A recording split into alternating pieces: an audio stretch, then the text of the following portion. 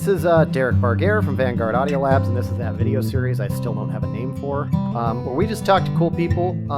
They tend to use our mics, although not always, about what they do in the music industry and what tools they use, what tricks and tips they have, and kind of diving into the philosophical side of the music industry as well.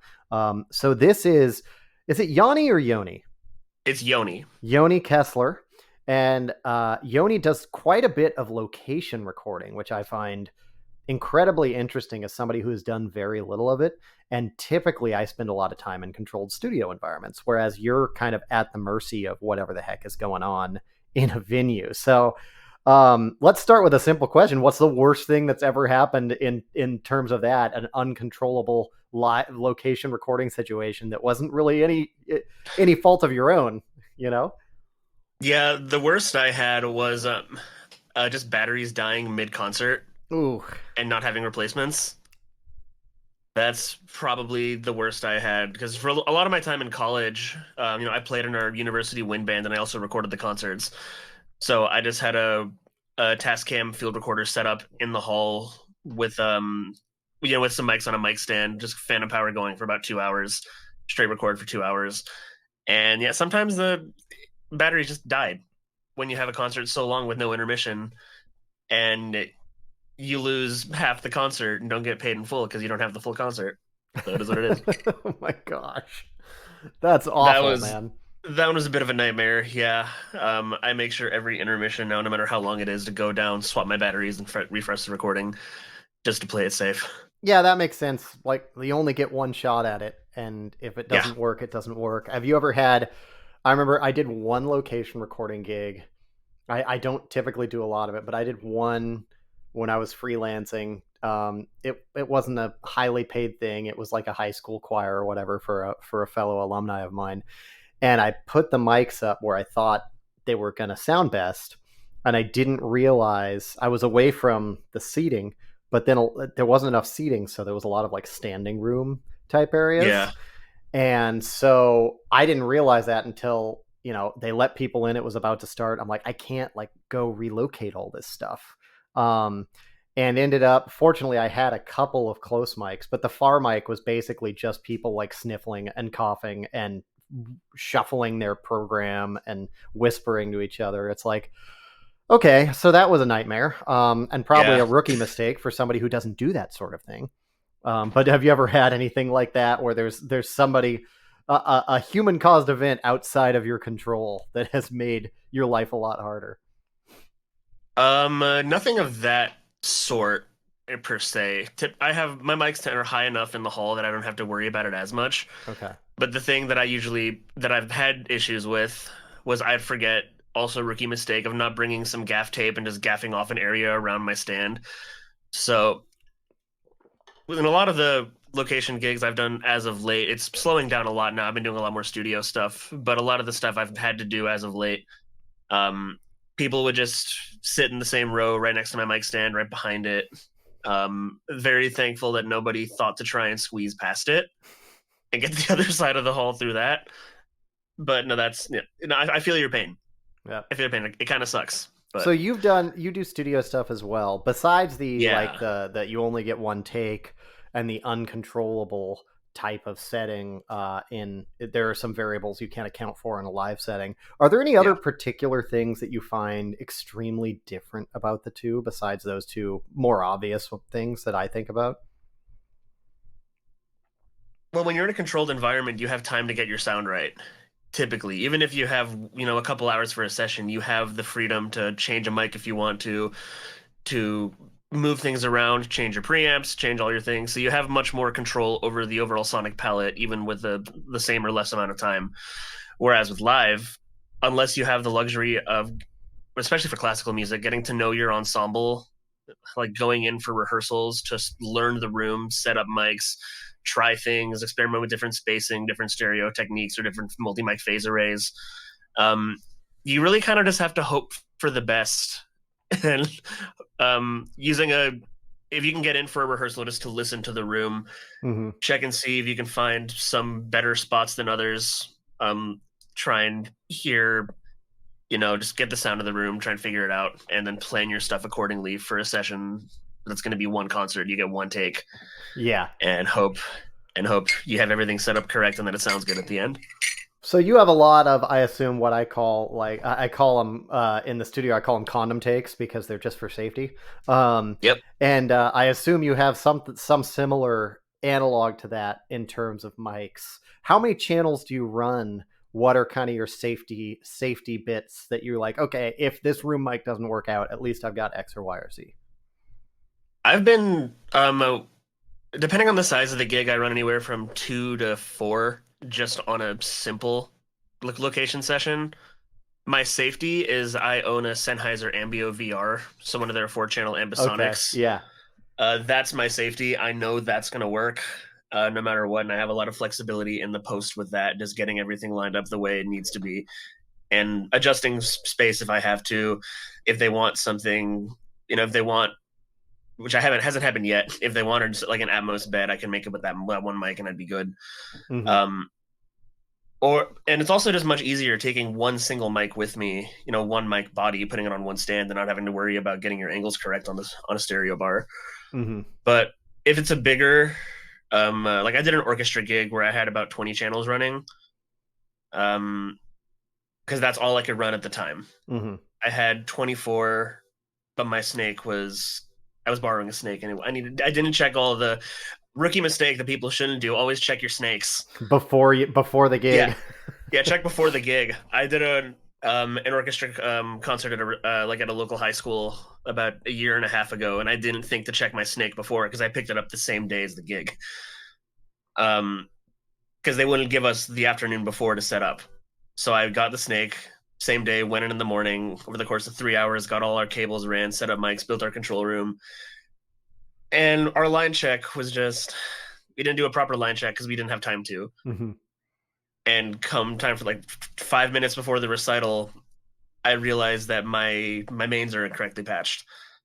So I only had from my stereo array I had I think it was the right channel on my stereo pair on the front of the stage. Neither of my outriggers worked.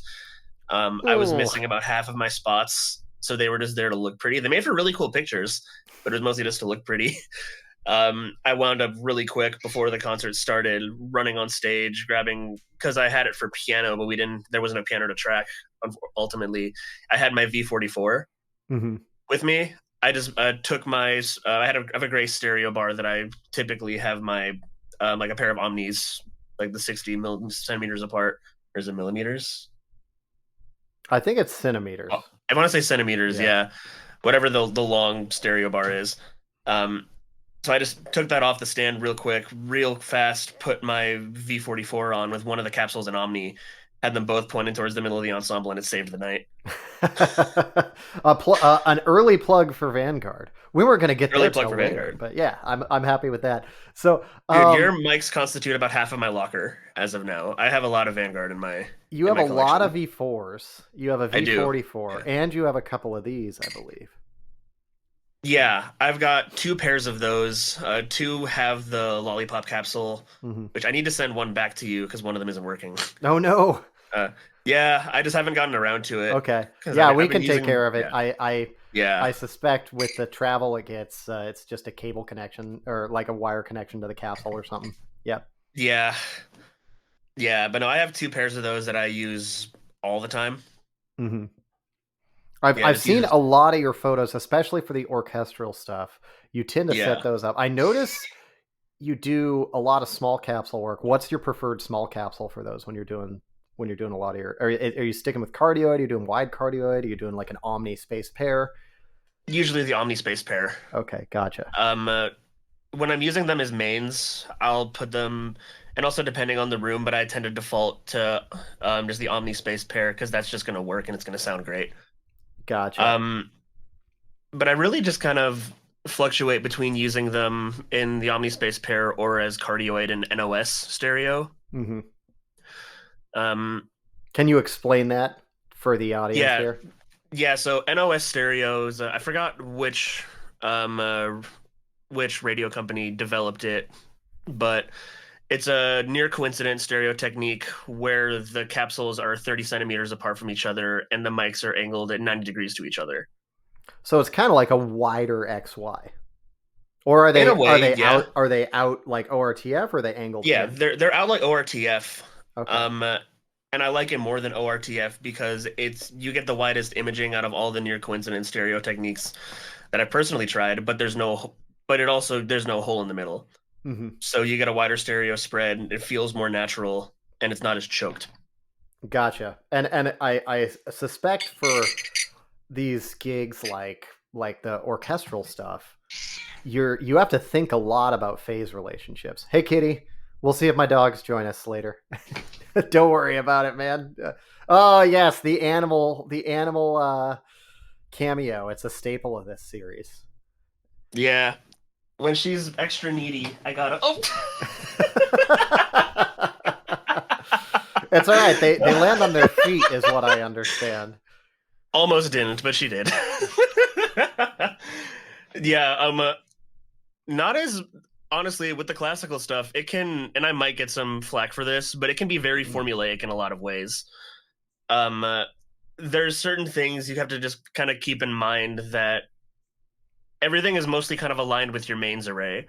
So if you have the luxury of being able to measure everything out, actually calculate distances, then you can spend more time with that.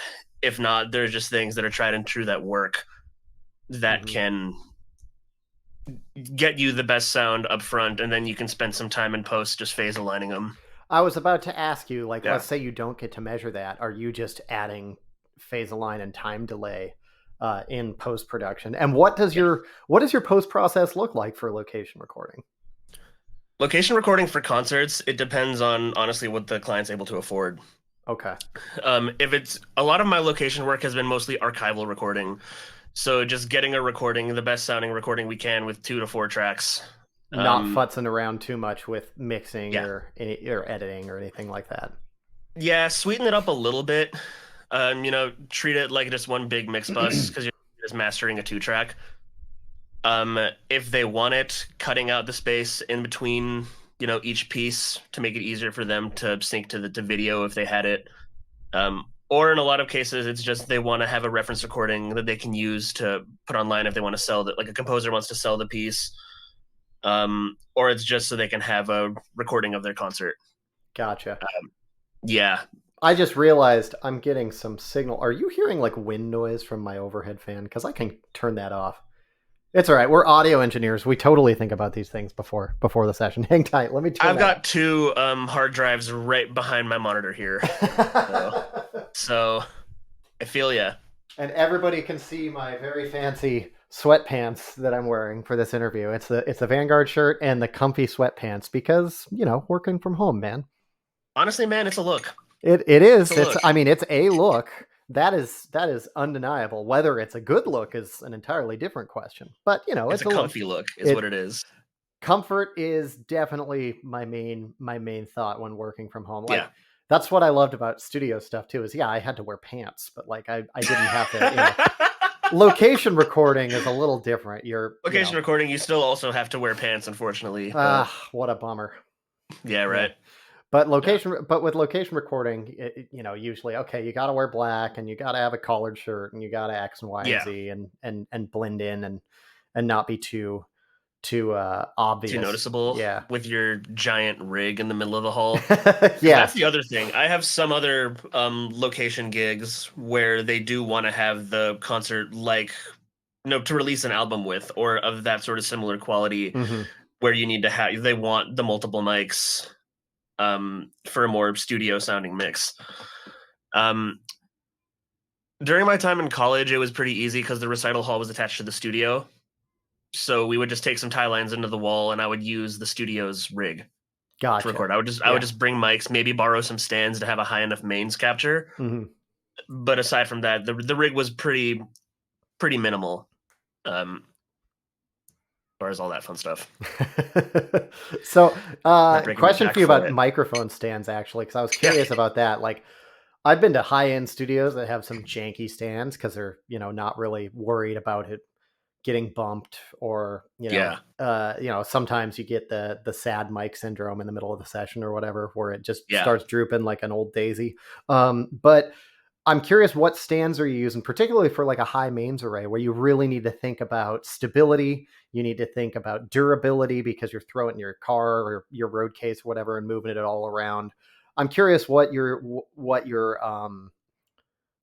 stands you're using and what you recommend for something like that. I've been using, because I have them, the K&M markets it as an overhead stand. It's a tall, super heavy duty, just regular tripod stand that can go up to about 8 feet, Okay. fully extended. I've been using that. It's been really stable.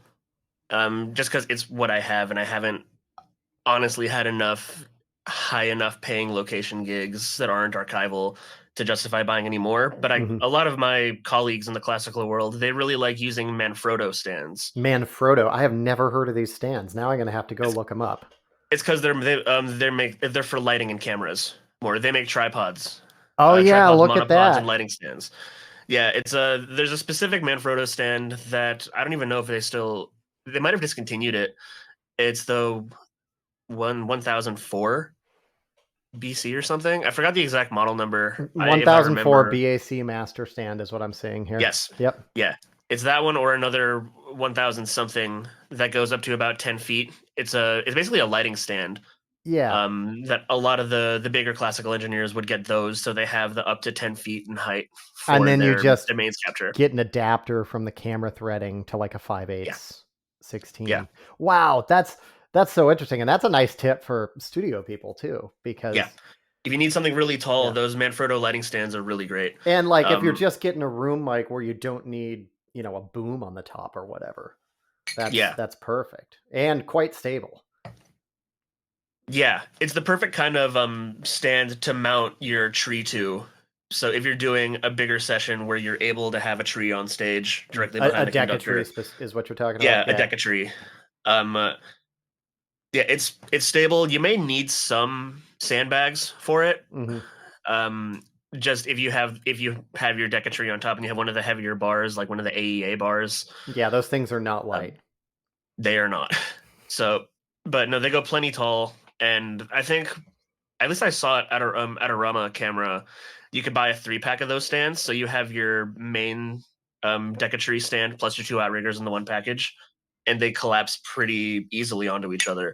I've been meaning to buy a set. I just haven't had the gig to merit it yet. Yeah, that's totally fair, man. Like I've learned even with Vanguard not to buy things that would be useful until I know I'm going to need to use them. Like we just bought our own fiber laser machine and it's been 11 years. And we're finally doing our own fiber laser engraving like 11 years down the line. And Yeah, I'm like, that would be so cool to own, but we didn't need one until recently when we started doing more custom shop stuff. So I was like, okay, let's yeah, not spend 5 or 6 grand on a fancy pants laser yeah, until we know that we're going to use it on a regular basis, which we do now. We're lasering your black V4 Eclipse bodies actually are probably getting lasered today.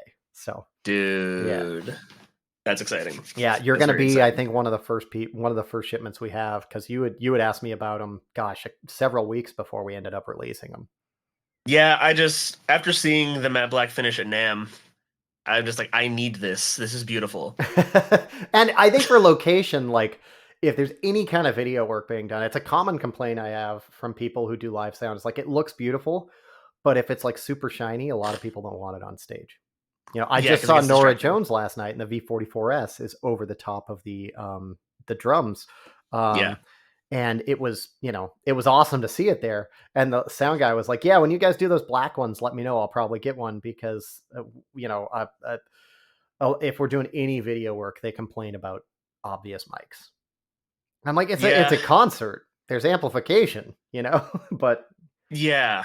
I mean, with the focus on the video, I kind of understand because you mhm, want the focus to be the musicians on stage and not the equipment. yeah, And I understand that, but when I think about it from, going back to, the classical music stuff, if you're in a hall where you can hang your mics, you can sling them from the rafters, hmm, you're not really going to see them as much because they're going to hmm, be so high up that you're not going to have a camera pointed 8 to 10 feet above the conductor's head.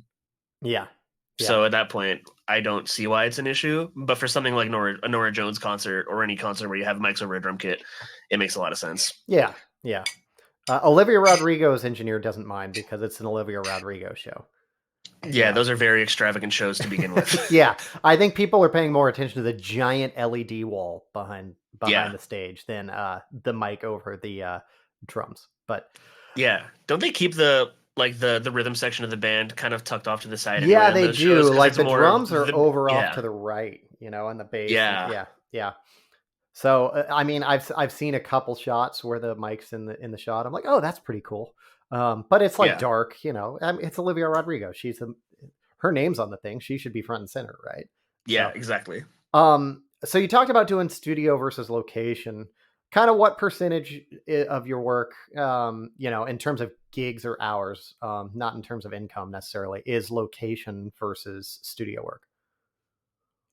As of now, the it's shifted very heavily towards the studio stuff. Okay. Yeah, I did. If I think back for the last from the start of this year, like 6 months before, so the last 8 or so, like 10 months, my ratio of studio gigs to location gigs for music specifically is probably a 1 to 10 Oh wow. location to Okay. studio. Yeah, it's been a very big shift. Um, and also, a lot of my gigs aren't necessarily within music anymore. I do a lot of podcast and film work too. Hmm. So Well, I mean, music is yeah, such a it's so broad it's a as far as broad like a industry, category. and like it's a Yeah. fluctuating thing right now, right? Hmm. Like we had Napster that screwed things up. We have Spotify that made recorded music almost like a business card that you invest in Yeah. rather than an actual income model for a lot of people. Some Hmm. people have figured it out, but a lot less than you'd like. And then Yeah. now you've got, with the recorded music side, AI possibly screwing things up for all of us in the future. Don't remind me. Yeah, I know, right? I'm curious because like live music right now, we're not so worried about the whole AI revolution in live music. Does that make you feel more comfortable having location recording experience versus studio experience? Yeah. Yeah. I mean, I cut my teeth in the studio, Okay. and the being a classical musician, the being in proximity kind of led to starting the location stuff. Okay. And what's your instrument But as a classical musician? saxophone. Saxophone. Okay. Gotcha. Yeah, studied the Patel pedagogy, the Harvard Patel pedagogy for the maybe one saxophonist that's going to be listening to this to this to this interview, Joe Joe or at least one, DiFiore or like one and classical saxophonist that might be listening to this okay, interview. I don't know if Joe's classical, but he's a That's what I'm hell of a jazz saying. guy. Yeah, Yeah. there's not a whole lot of us, Yeah. but yeah, knowing the location stuff really helps a lot. It makes me a little less nervous, but I'm really not too nervous about AI taking over. Okay. Yeah, there's always going to be that human element that AI will just never be able to replicate. That I can see it. I certainly Yeah, hope so. And it's not even that even if it can't replicate that, companies are going, oh, instead of spending $1,000 on a placement, I can pay an AI generator like $50 for a placement or $100 for a placement. yeah, And I think it's more a dollars and cents thing that I'm worried about because there's yeah, so little money to go around. And sync placement's one of the few places that you can still make like decent money and have a nice payout on the back end, right? And get like a yeah, quarterly check. And that's one of the few places where musicians have flocked to it. And as a result, sync payments, the amount per payment has gone way down because there's so much music out there. But yeah, on the other side of it, there's so much content being generated that needs a sync license now. You think about yeah, all the stuff you see on Netflix, like the crappy reality shows or whatever, that they're cheap, low budget shows, but they yeah, use a bunch of, I have a bunch of friends that make a fair bit of money and they get like a placement every week or two with, different reality shows on cable networks or on any of the streaming services or something like that. yeah, One of my friends had like 5 songs on Love Island. And I'm like, I have only heard of Love Island because of you. Like I've never actually watched it, but you know, and shit, if it gets a streaming deal in the future or whatever, I don't know if that's a cable network or not, but he had one on a cable network that got picked up by Netflix and he got a nice check, for the Netflix run. So Hmm. it's like that's where there's still money to be made for recorded musicians. and now that might be under threat. So it's from a studio guy's perspective, to me, it scares me a little more, as opposed to, and also the formulaic nature of things. AI is certainly Yeah, generative, but if it's trained to be on certain material, to be formulaic, and it's like, give me a John Mayer sound alike, or a Black Keys sound alike, or a Nora Jones sound alike. yeah, Um, that kind of scares me too. But for live sound, less of a problem. yeah. I mean, I'm noticing a lot with my generation in particular because I am part of kind of like the younger generation of cats going into the field now. There's a big emphasis on the collaborative aspect with other people Mm-hmm. as opposed to the strictly I am here to make money, I want to make art Mm-hmm. more. So that's why I'm personally not too worried. A lot of my colleagues, and I work with a lot of film directors and a lot of producers, they're not super worried about AI.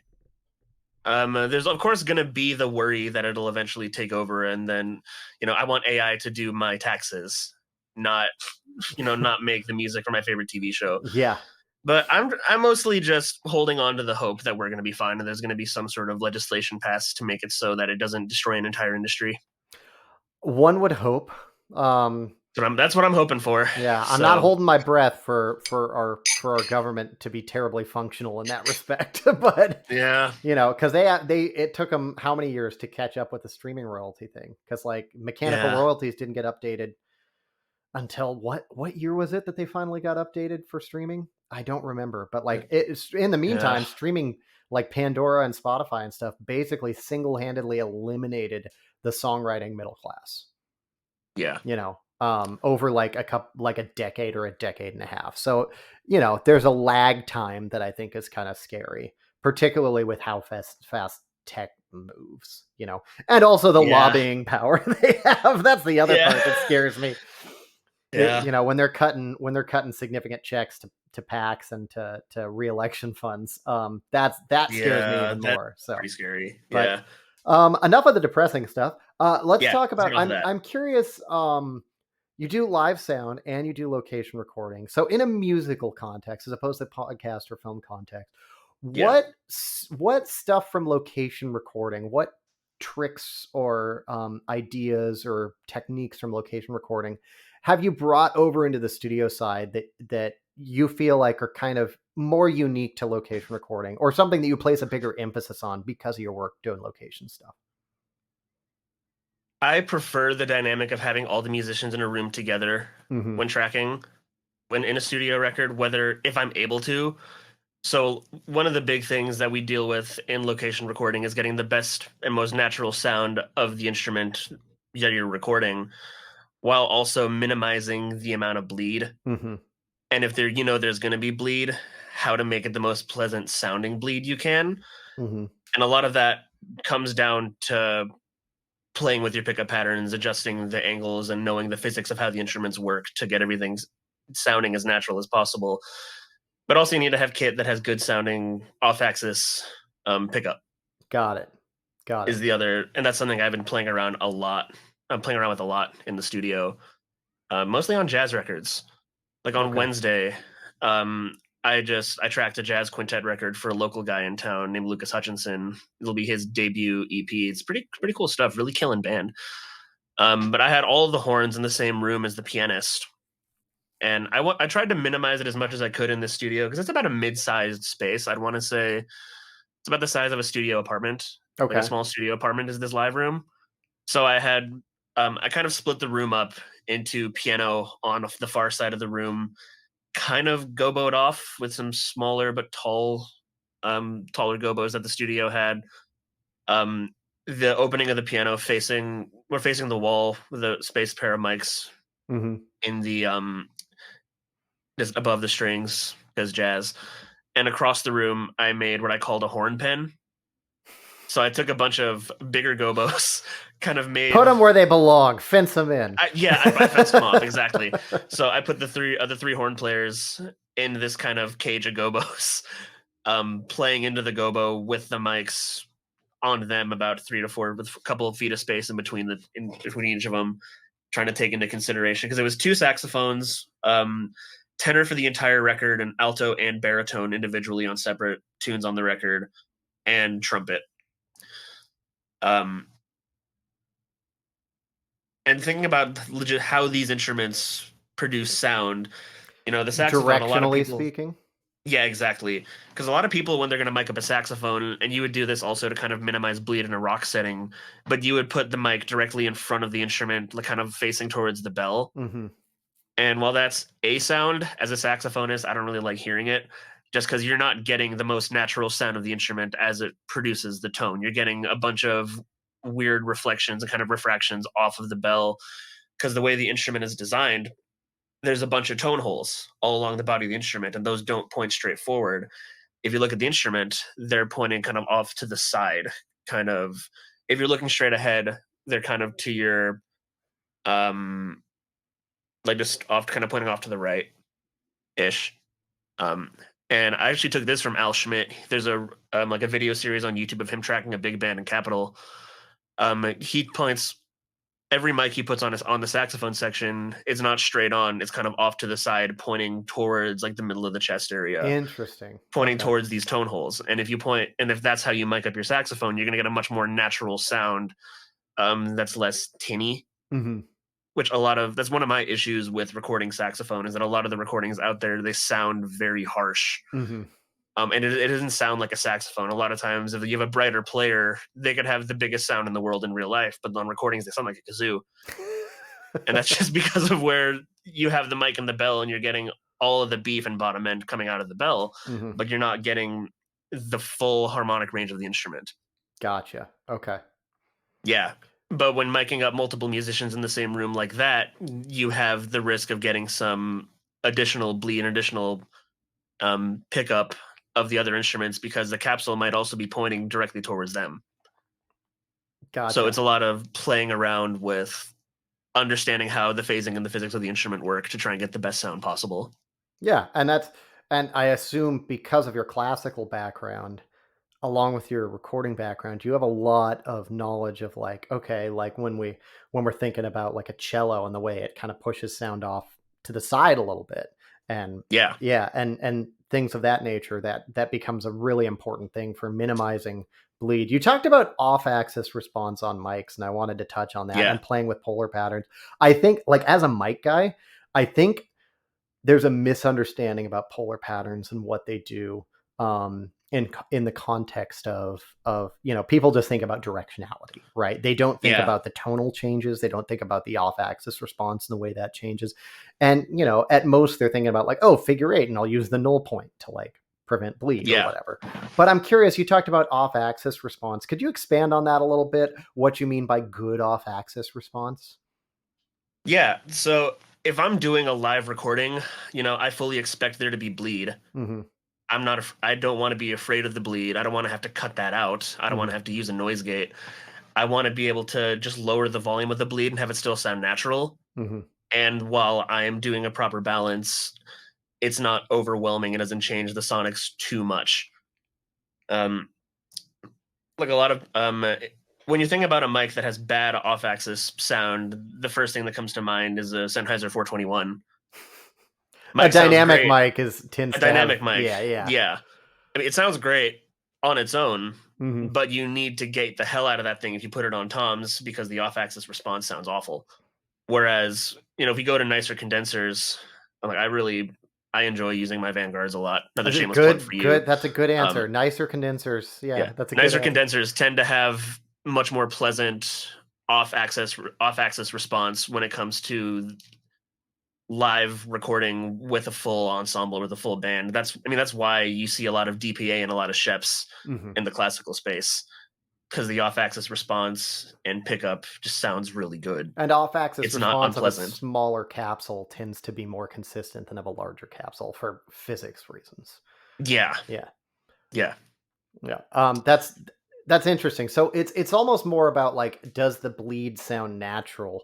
Does it sound, Exactly. if I'm getting a lot of, all of a sudden when I go off to the side of this mic, obviously because of the nature of angle of coincidence, I talked about it on an Instagram post, and it was like it melted people's brains. But you're going to Yeah. reduce your high frequency, you're going to get a high shelf. But then like if you go off to the side and suddenly you're getting like a bunch of mid-range honk that you weren't in the front, that's bad off Yeah. axis response. Yeah. When I this it kind of how I look at buying mics in general. I want to be able to use a mic in a live setting and not have to worry about that kind of honky off axisness that can Mm-hmm. affect the sound of my recording as a whole. Mm-hmm. Um, and yeah, that's a big thing that I look for, because if I record a lot of acoustic music, so when you're dealing Mm-hmm. with acoustic stuff, you want to represent the acoustic performance and that acoustic sound that the musician is trained in some cases, their entire lives Mm-hmm. towards getting. So why I Also, on would want to, yeah. in the case of classical, on these incredibly expensive Oh instruments yeah, too. So, expensive instruments and incredible sounding rooms, mm-hmm. Mm-hmm. which is the other big thing in classical. You're miking the sound of the instrument in the room, and Mm-hmm. less the musician. Well, not less the musician themselves, but less their direct sound themselves. Mm-hmm. I take spot mics, so like a close mic in a classical setting, if I need to use it, but Mm-hmm. hope I don't actually need to bring them up at all in the mix. And does that carry over into your recordings of in the studio as well? Do you tend to use Yes, more room mics than the average bear? a little bit if I have the space for it. Okay. And if it's a Depends good on the sounding instrument, room, and yeah. if it's a good sounding If room, you're not yeah, sitting in this drywall and hardwood box that I'm currently in with a yeah, condenser exactly. mic. Yeah, I mean that's kind of my philosophy with recording drums. I try to get the best sound from the overheads first, and then I treat all the close mics as my spot mics like I would for an orchestra. So I'll bring up my kick and snare as necessary if I need to bring it up or I need to accentuate it a bit more. Same with toms. I try to use um, as much overall capture as I can. Because I Okay. just, in my experience, some of my favorite drum recordings I've ever done were just with two overheads, a kick and a snare mic. Yeah. Yeah. And that, I think when you have great mics, a great kit, and most importantly, a great drummer. Yep. The drummer for Nora Jones last night, Blaine. Oh gosh, I can't remember his last name now, and it's going to kill me. Gray or Bay, or he is just so expressive, and Yeah. I think that makes so it's not the arrow, it's the archer, right? Like a good mic's not Yeah. going to do anything for a mediocre performance, but when you get a great musician and you can have just a really natural, simple setup where you're not worried about phase Yeah. relationships as much. That's magic. To me, that's real Yeah. magic. Yeah. I mean, it's the same like when Charlie Parker played on a Grafton, which is a plastic saxophone, for a long time.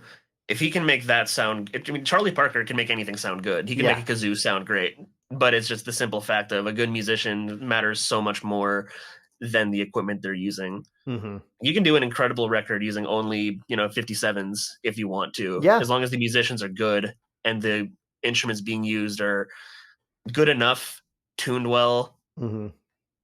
and hold that intonation, Hmm. which you can work with otherwise. You can play around with that a bit and fix that a bit in post. But yeah, I'm also very fortunate to record a lot of great musicians all the That time. does So I help, know doesn't it? that helps a lot. It helps so much. Yeah.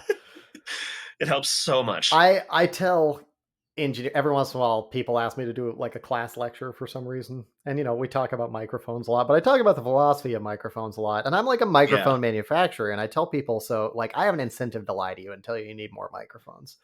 Yeah. But the microphone's just a pass through. The way you Yeah. capture things can have like an artistic effect, but for the most part, you're trying to capture, and in location recording in particular, trying to capture the moment, the Yeah. artist performance, the space they're in, the instrument they're playing, and you're trying to capture that accurately and beautifully. You're not going, okay, I'm going to put like a flanger and a delay on this, cello sonata or whatever. So That could be cool, but maybe probably not the some intention. Yeah. yeah, Yeah. some contemporary modernist composer just got an idea from you saying I, that. I I am flattered that you think that contemporary modernist composers are listening to me babble on about microphones and capacitor dielectrics, but Hey man, you never know. You never know. I got a buddy who's writing a piece for like an all for like a I don't even know if you would call it like a trash drum kit, but he's building a kit out of a trash can, some pots. like a I think he's literal going to use a trash keg, drum kit, like a as opposed literal to just trash drum like kit. Yeah, not just a shitty sounding drum kit, but like a literal trash drum kit. So that these contemporary composers, they do a lot of really fun stuff. So you never know what somebody's gonna take out if you're talking about capacitors Mm-hmm. and microphones and other fun stuff. It's an interesting thought. I'd like to think that that would, ideally your tools help inspire and inform your art Yeah, in a best case scenario. And they don't. My philosophy on microphones is that they're just tools, right? They're like paintbrushes, right? yeah, Like you need a bunch of different paintbrushes for different, techniques in painting. And some people are like, I'm going to paint a whole thing with a palette knife, and that's a valid form of art. And other people are like, I'm yeah, going to have every color and every brush and do these extravagant, like hyper realistic paintings. And that's also a form of art, right? So, like, yeah, I think about microphones the same way. There's no right answer to how many microphones you need, except one more Vanguard. That's the right answer to me. But, yeah, or two more in your case. But yeah. Eventually, I'll add a V13 to the list too, but two mics one of in these days. location is interesting to me just because two mics are inherently um I would say they're inherently less reliable because a tube is ultimately a Yeah, consumable component. So all yeah, components have, like a life, electrolytic capacitors being the most obvious example. But I think that like tube mics, the tube is a consumable item. And I just think that when I see people using two mics live, I'm like, that's brave, from a yeah, the standpoint of the guy who makes them and sees what goes wrong with them. yeah. I like to use tube mics on location recordings where it's not a concert. Hmm. Where if we're recording for the sake of recording, but on location, Hmm. I'm not afraid of adding color. Yeah. Whereas there's a lot of if you go into the classical music like recording community, there's two main schools of thought. There's the guys who need to have crystal clean, transparent everything. You don't color the sound at all. Hmm. Um, Nothing other than grace, millennia, DAD merging, nothing other than that for your pre's, only Hmm. DPA, pretty much only Sheps, maybe about some Byram 160s. 0.0000001% THD. Yeah.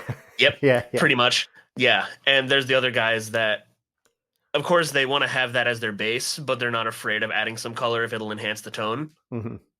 Like I was playing on a wind band record a couple of years ago. I think it was about when the fuck was this? A year and a half ago now? A year ago? Yeah. And the engineer brought with him his main rig was based around an RME Fireface, Hmm. but he also had 4 channels of API. He had some Pacificas, Hmm. some vintage vac racks, a lot of also just colorful mic pre's and certain spots within the band. He has about 40 channels on this recording. It was one of the most incredible setups I've ever seen. Um, I mean, he had all the percussion spots going through his APIs.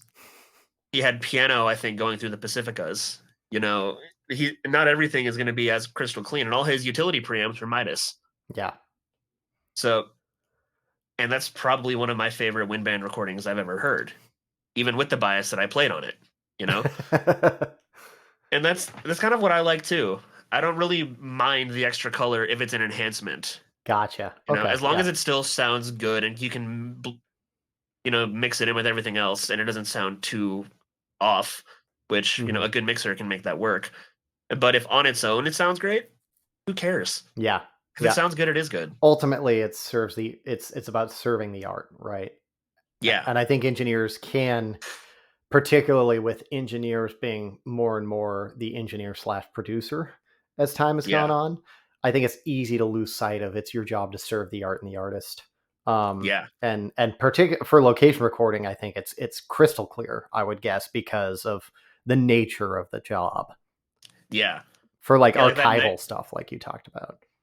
Yeah, and that nightmare session that I had where I had to throw my mains off the stage 5 minutes before the concert.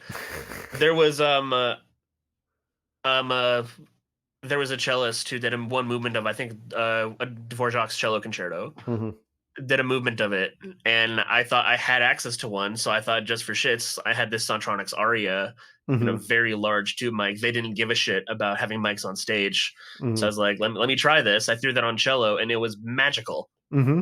It was incredible. So why? And it wasn't out of place. It made the cello very fat sounding in the mix. It sounded awesome.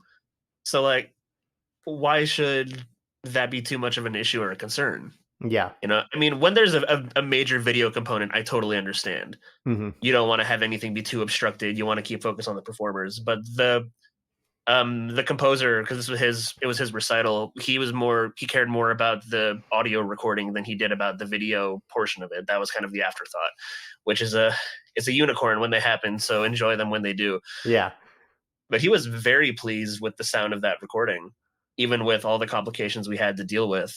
You know, and that Hmm. wasn't totally our fault. It was my fault for not checking my patch points. But you live and you learn. You Yeah. know, now I have to go fix a couple of other snakes that I have for broken channels. So Snakes are a bear that way, because yeah, when they do malfunction, it's never at an opportune time, but they pick very inopportune times to do so. yeah, I'd love to up my mobile rig to be entirely Dante, Hmm. but that's 32 channels of millennia Dante pre's are very those are incredible, but Yeah. that's spendy. Yeah. Oh, just a It's smidge. very spendy. Just a smidge. Yeah, You talked about our stereo mic with the coincident pair, and I'm curious about how you use it. Are you an XY Blumline or midside typically? What's your first choice between those three? Blumline. Blumline. Okay, gotcha. Yeah, I love Blumline stereo. But it What also is it just kind of about it depends. that you prefer to the other techniques? The phasing is great, and you have some room Okay. if it's a good sounding room. My V44 tends to live actually on upright bass. Okay. On The way I upright. really Interesting. upright bass, yeah. Um, the way I like to record bass, and this is mostly on jazz records. But if I have the ability to mic up an upright, I'll take my V44, and depending on the room, it's been in smaller ISO booths with the studio that I've been going to. But I'll take it put it in XY Blumline if I have a more room and more space, and have it in a vertical XY or a vertical Blumline right in between the bridge and the fingerboard of the bass, like Hmm. just smack Okay. dead center on the bass, and leave those both. Don't pan those at all. Leave them both up the middle, and you just get the thickest mono bass sound while also having enough of, if you want it, the percussiveness Hmm. of a pizzicato upright. Interesting. Okay, that's a technique that I suspect somebody with a V44S will try out at some point in the studio. Yeah, I actually that quintet record I did this past week. That's how I mic'd the upright. Okay. We had him in an ISO booth. I had the V44 as the main mic on him. He also owns an Ear Trumpet Labs Nadine, so it's a Okay. clip-on condenser Yeah. that you put on just underneath the bridge. Hmm. Blended that in, and I took a DI for safety. But the bulk of my tone is coming from that the V44 in that vertical XY That's position. so interesting. Man, I'm gonna have to get a photo of that to share, because I think that that's a really useful technique. I mean, upright's one of those instruments that's kind of a tricky bear to record sometimes. Yeah, And like, it doesn't, people who are used to recording like electric bass, obviously you mostly just DI that for the most part. yeah, Um, and so that's just a really interesting concept, because I know that the couple times I've recorded upright, I've struggled a little bit to get the sound that I wanted. Um, yeah. and it's kind of a tricky beast. So if you can ever send me a photo of that, I will gladly share that out, because that's an interesting technique. Hey, there's the dogs. Speaking of dogs, Hey, so yeah, um, yeah. I can send you some recordings a little later if you want. yeah, I'd love that. That'd be Because yeah, awesome. every time I mic up an upright, that's how I do it now. I used to do a lot of engineers like to have one mic down by the bridge, another mic up pointed towards the fingerboard. Hmm. I know a lot of engineers who do that, and it's a great sound, but I don't know. There's just something about having that stereo condenser um, right up by the body of the instrument. And this record, the bassist, he did a lot of pits playing, but he also did a lot of arco playing, so a lot of bowed playing Hmm. too. And it was just massive. It was so thick and so massive. We don't have any pics from that session of the technique just because he was in a very tiny booth. But I'm sure I can. He's a good friend of mine. I can just tell him, "Hey, come over. I want to take some pics of this." When you get a chance, don't So make it like a yeah, priority, but yeah, next time you're doing a session like that, I'd love to see that technique, because I think that's I got you. fascinating. I just, yeah, that one's got my brain turning a little bit thinking about it. So I'm really curious to see it on a bass and to hear it, Yeah, because yeah, that's something else, man. I am loving how many text messages I get when I do these things because I always forget to put on do not disturb. So I can do Yeah, that now, 50 all minutes good, into man. this. But Yeah. so we talked about serving the artist a little bit. I want to ask you in that particular vein.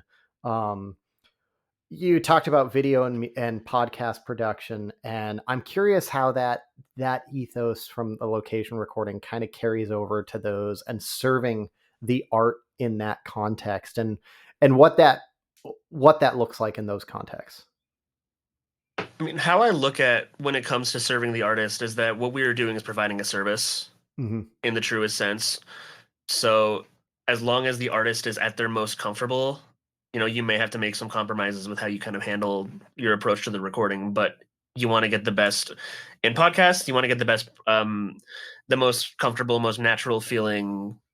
If it's narrative performance out of the actor, if it's interview based, which that's a lot of the podcasts I do are more news journalist kind of interview based. Hmm. You don't want them to have to worry about keeping up with the mic. They'll probably be pretty emotive. They'll move around. They'll get off your access to your mic, which in a lot of cases is a Shure SM7. But we have it's just you have to deal with it. Speaking of mics with interesting off-axis response. I have my opinions, but I'll leave them at the door. I think a lot of engineers have the same opinion you're talking about. Yeah. It's an interesting phenomenon that mic has exploded the way it has in terms of It's podcasting. So it's Shure had whoever did the marketing like for their marketing campaign is a genius. yeah, Is all that it is. Yeah, no, it was just really incredible marketing. and then And they actually licensed the Cloud Lifter, yeah, and they're like, what if we just put that in there instead of making people buy it separately? Because it's like what, a minus 62 dB response yeah, at 1 Pascal. yeah, Which is like, yeah, there's ribbon mics that are far louder than that. You know, yeah, it's bananas to me that mic gets the lion's share. Just, I mean, I'd almost rather use an SM58 just because I get like what, yeah, 7 or 8 more decibels out of it. You yeah, know, yeah. I mean, I'm using a Rode Procaster right now, just off screen, which I know a I bunch of people with those. Do you have the yeah. Procat, like the interface as well? No, Okay, I'm on an Antelope system, so I have a okay, Zentour that okay. this is hooked into right now. But I mean, I think it's a far superior mic sonically than an SM7, And just technically speaking, and like it's easier to technically, work with. Yeah, you don't yeah, need a ribbon preamp to make it work. and it costs less too. Yeah, exactly. Yeah, it's much cheaper. It's a great sounding mic, but I would prefer an RE20 if I'm paying that price though. I love the RE20, and that was like a broadcast standard forever in like radio Yeah, stations and stuff. I think it's an underappreciated mic. I think the RE20, like on kick drum or even on yeah, toms, I on a bass cab, on vocals, hell, on vocals, I yeah, love the RE20. And dude, they an made that RE20 on a neodymium version of it for a while too, the RE320, I think. yeah, Yeah. yeah, an RE20 on a well-tuned floor tom is just thunderous. Yeah, yeah, that's the right word for it. That's precise, and I prefer it to. Yeah, I prefer an RE20 in a lot of instances to a 421. Although there are great uses for 421s. Um, yeah, yeah, but yeah, the RE20. I think as far as dynamic mics go, like if you gave me a desert island dynamic mic, RE20 would be up there. yeah. I'd have to pick between an RE20 or a 441. A 441 is also great, but I mean, speaking of expensive dynamic mics, geez, I think Yeah, a 441 costs.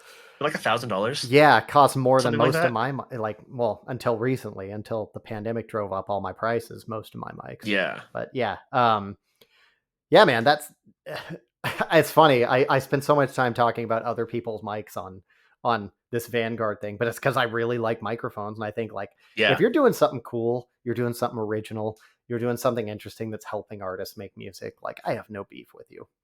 If it's yeah, all marketing and coattailing on like the good name of George Neumann and other companies' designs, being like it sounds exactly the same as XYZ. that's Um, funny. yeah, I have no patience for that, but mostly because I prize originality, I guess. Yeah, So to a fault sometimes, but uh, enough not a about bad me. thing. I really appreciate your time on this, man. We're coming up on an hour, and I don't want to spend more of your time than I need to, but I really appreciate, like, the location recording thing is always so fascinating to me.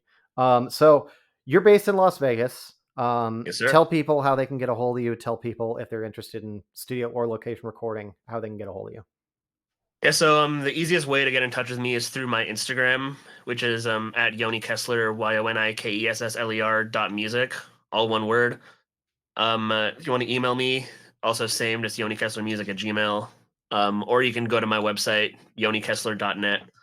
Um, I'm starting to move things more towards having through my production company, Desert Sands Productions. All of my I took pretty much taking all of my freelance work and putting it under that moniker. So that's another way. Also on Instagram, Desert Sands LV. You can find me there. And yeah, thanks so much for having me, man. I really appreciate it. Yeah, man, I love these conversations. It keeps me thinking about stuff. I hear interesting stories about where people came from and what they do and where they're going and how they do stuff, and I get great ideas for miking upright basses, so all Yeah, sorts of if you stuff. try it, let me know what you think about it. I Because wish it's I recorded as much as I used to, but honestly, the last time I like ran a session like as the engineer was probably like 2 years ago. I just don't. dude, I wish I had the time, but man, like this takes running up. a business. Yeah, this takes up all my time. I was out till midnight last night for the Nora Jones thing. Now, don't get me wrong, I got to go see Nora Jones in concert, which was Yeah, incredible.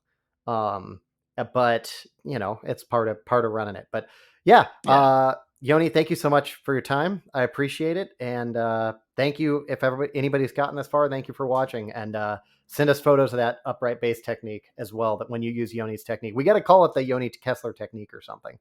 We I got to. wish I could coin that. I actually did get it from somebody else. Oh, okay. Um, yeah, I use it a lot. I got to give credit to my good friend engineer out of Maryland, Alex Agopian. He taught me that technique. First tried with an AKG C426, Okay. which Yeah. Is that the which sounded great. quadraphonic one, or is that just their FET stereo mic? That's their FET stereo. Okay, because they had a Yeah, first tried with quadraphonic one that. for a while. Yeah, I mean, I like it honestly more with with my Vanguard, with my V44. That's not even me being biased and saying that because you're right here. I just really like how that mic sounds. You have a Generation 1, correct? I do, Yeah, yes. yeah. Which sonically basically the same as the Generation 2. Yeah, Um, you just lowered the noise floor with that, yeah, mostly. lowered the noise floor. Actually, It's in a slightly bigger body, and it can go out to 120 degrees see, instead of that sounds 90. nice. I have another engineer friend who likes the 120-degree XY for classical work. Honestly, it blew my mind at that 30 degrees how much of a difference that makes. Wide Yeah. blumline too is something else to behold. Like going like a 120 Ooh, blumline, it's really interesting. man, you're making my wallet hurt. Fair enough. Fair enough. Well, thanks again, man. I appreciate it. And yeah, Of we'll course. talk to you guys next month. I think we're having Will Yip from Studio 4 in Philadelphia. So